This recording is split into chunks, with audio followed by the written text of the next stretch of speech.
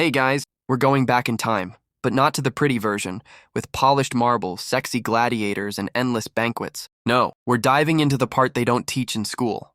The stench, the heat, the blood, and the screams behind the columns. Welcome to Rome, but not as an emperor. You are, well, you. No fortune, no connections, no deodorant. Before you get too comfortable, hit like if you enjoy the uncomfortable stories that should be told more often, subscribe if you haven't already, and let me know in the comments, which historical era do you think you'd survive? Now dim the lights, grab a drink, preferably not Roman wine, and get ready. Because you just woke up in the year 92 AD. And trust me, your day will be long. You wake up with the sun smacking you in the face. Because yes, your house doesn't have windows. It has holes, literally. Your bed is a pile of straw shared with your brother, your uncle, and a cat that probably isn't yours. The air smells like dried sweat, wood smoke, and, well, excrement. Rome has sewers, yes, but that doesn't stop smells from traveling like free citizens. Your body aches. You're 30 years old, which is already impressive. You've survived plagues, famine, and probably a bedbug uprising. Breakfast? A chunk of stale bread. Literally harder than a statue's marble. If you're lucky, you soak it in watered-down wine your neighbor enhanced with resin. No coffee, no fruit, no protein, just bread and flatulence. Lots of it.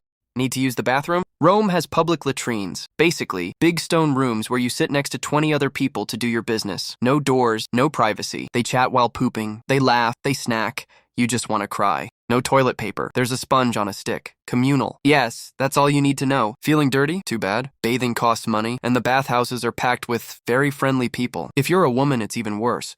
Harassment is institutionalized. They call it custom. Time to earn your keep. If you're a craftsman, you work in a badly ventilated workshop, chiseling stone until your fingers go numb. If you're a merchant, you shout in the market while dodging thieves, rats, and maybe a forgotten corpse. But if you're a slave, and there's a good chance you are, your day starts with a shout and ends with an order. No salary, no name. You're the one who sweeps and the one who carries and the one who bleeds. And no, there are no unions. Night falls and finally, you eat. Something. A stew of rancid lentils with bacon. If you're rich, there's pheasant, grapes, oysters, and Greek wine. If you're you, there's bread. Again. Maybe with a bit of moldy cheese that someone insists is a delicacy. Want to sleep? First, blow out the animal fat oil lamp. The street outside is full of yelling. Someone argues. Someone dies. Nobody notices. Got in trouble? Bad idea. Rome has no public defenders. You're lucky if anyone listens to you. Stole something? They'll mutilate you. Insulted a patrician? You get flogged. Said something bad about the emperor? Crucifixion. Or lions. And no, there are no appeals. You have a fever. You go to the doctor. He says you have an imbalance of humors and decides to apply leeches, or worse, open a vein. Your body doesn't heal. You just lose blood and hope. Cures include powdered mummy, mouse ashes, and human urine. Yes, that's how healing worked. And the worst part? Sometimes it helped. Or at least didn't kill you faster. Want entertainment? The circus is packed. The Colosseum roars. Want in? Buy a ticket. Oh right, you have no money. So you stay outside, listening to the screams. You don't know if they're from joy or death. Probably both. The rich bet, the poor drink, and you survive. That's it. Back to your home. Or your corner. The heat is unbearable, no ventilation. Fleas throw a rave on your bed. You scratch, you give up. Your neighbor snores like a dying mammoth, and you close your eyes. Because that's all you can do. Hope tomorrow isn't worse, that the empire doesn't literally collapse on you. Because buildings fall, fires spread, and no one cares if you survive. Next morning you hear chanting outside. Priests march, tossing incense and blessing. But it's not comfort, it's control. You're scared of the gods, scared of eclipses, scared of saying the wrong thing. Rumors swirl of Christians in hiding.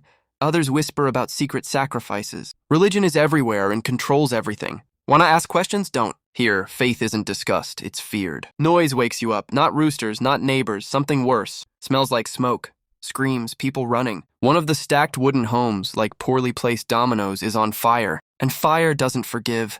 It leaps from roof to roof, from fabric to flesh. No firefighters, just buckets, panic, and prayers. You try to help, but chaos rules.